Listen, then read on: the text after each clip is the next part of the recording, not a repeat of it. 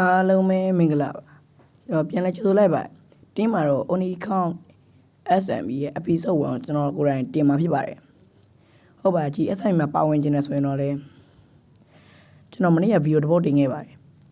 အဲ့ဗီဒီယိုတော့ကြည့်လိုက်ပါဝင်နေတဲ့အကုန်ပြည့်စုံရှိပါတယ်တင်းမှာကျွန်တော်ဒီ SMB ထဲမှာဈေးဆိုင်တသေးလေးပုံစံမျိုးစောက်ဖို့စဉ်းစားရပါတယ်ယိုစကီအရင်ကျန်းနေ bro တကယ်ကျန်းတဲ့စကီဒါမျိုးဘယ်သူမှမလုပ်နိုင်အောင်နော်ငြိမ်းတိုင်းပြုတ်ကြပြန်လဲဖို့အတွက်လိုအပ်တာတွေစုရမယ်ပေါ့နော်ယိုပါသိန်းတို့ပါတန်ကြီးတို့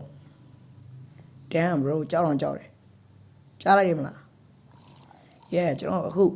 ပစ္စည်းတွေတွားစုလိုက်ပါအောင်မယ်စောက်တဲ့ခါကျရင်တွေ့ကြမယ်အားလုံးပဲယိုတင်းနဲ့3ကျွန်တော်ဈေးတိုင်းလေးစားဆောင်နေဖြစ်ပါတယ်ဘရာသာတို့ပြင်းမှာဖြစ်တဲ့အတွက်ကြောင့်ကျွန်တော်အမြန်ရေးပြီးပြဖို့တော့စီစဉ်ထားပါတယ်ပေါ့နော်စိတ်ကူးရှိရပေါ့နော်အတိုင်းကြီးကျွန်တော်တို့ဒီလို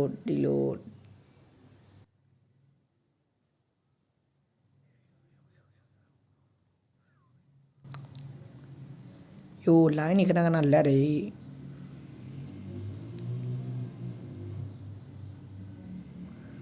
ကြည့် line လက်လို့ငါခုမှပြန်ဝင်ရပြန်ဆောက်အောင်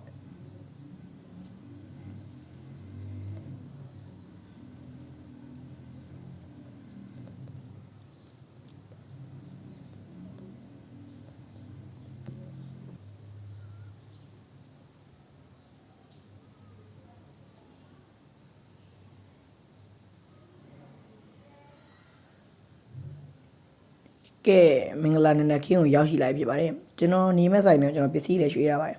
ဆိုင်က never detail တော့မပါပါလဲဆိုတော့စောက်ကြပစ္စည်းကလည်းမှတိတ်မရှိဘူးပေါ့နော်ခုမှစဆိုတာလေ